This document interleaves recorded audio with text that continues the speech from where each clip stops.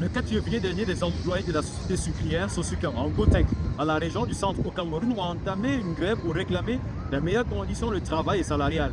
Une grève qui a dégénéré en émeute, réprimée par les forces de l'ordre et de défense, faisant sur le carreau un mois et plus de 150 hectares de plantations détruites, selon le bilan officiel. À moto, nous empruntons un chemin rocailleux pour rejoindre un vaste champ de canne à sucre dévasté par le feu. Il y a 4 jours, environ une centaine d'hectares de cultures ont été ravagés par les flammes.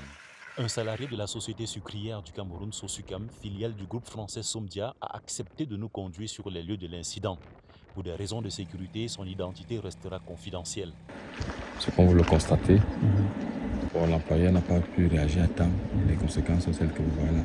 Selon lui, la décision du haut management de supprimer les primes et avantages sociaux a déclenché ce mouvement social.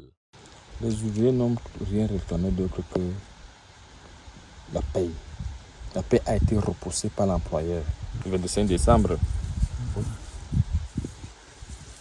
vous voyez un peu,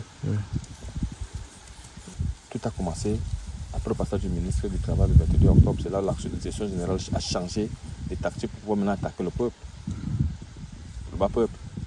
Modification de dates, suppression des primes, suppression de ceci et de cela. Ce qui nous amène aujourd'hui, les tensions étaient énormes.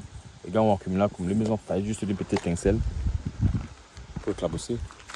Seulement 3 des 9 revendications syndicales ont été acceptées et les leaders du mouvement n'ont pas été conviés aux négociations. Je crois que les ouvriers ont toujours été sereins.